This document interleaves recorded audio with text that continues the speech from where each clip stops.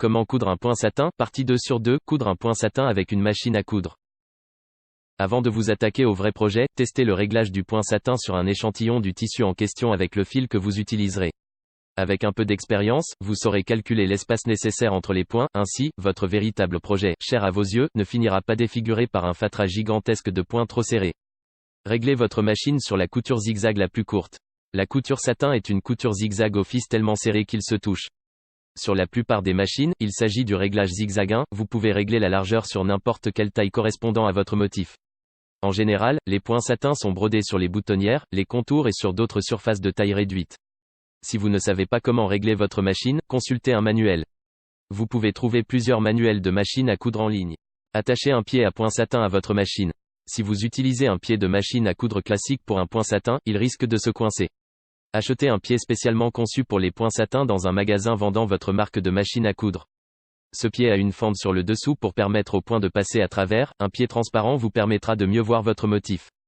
Pour les créations complexes, vous pouvez utiliser à la place un pied de broderie en piqué libre. Ainsi, vous pourrez déplacer le tissu dans n'importe quelle direction tandis que vous cousez. Dessinez un motif sur le tissu, recommandé. En général, les brodeurs dessinent une esquisse de leur motif sur le tissu, sauf pour les motifs les plus simples.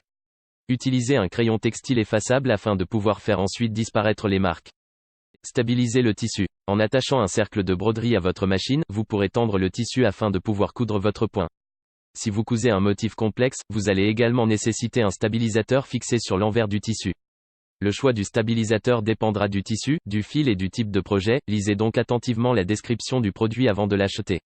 Cousez sur le motif. Exécutez-vous lentement, notamment si vous cousez sur un bout ou sur un contour. Les points doivent être aussi réguliers et serrés que possible. Si votre point satin expérimental fronce, cela signifie que la tension du fil est mal réglée. Pour éviter ce cas de figure, vous pouvez régler à l'avance les tensions des fils supérieurs et inférieurs. Assurez-vous que les points satins du haut et du bas soient de la même largeur. Cela dépend également de la tension. Si le réglage de la tension du fil supérieur ne permet pas d'égaliser les points du dessus et du dessous, vous pouvez ajuster la tension du fil par un petit tour de la vis de blocage du boîtier de la bobine. Protégez les bords cousus avec des points satins. Si votre pièce a un contour fini avec des points satins, protégez-le avec une colle anti-effilochage fonctionnant sur les tissus, tels que Fred Check, afin d'améliorer l'aspect esthétique. Coupez soigneusement le tissu situé juste à l'extérieur des points satins. Travaillez avec une loupe afin d'éviter de couper un de vos points.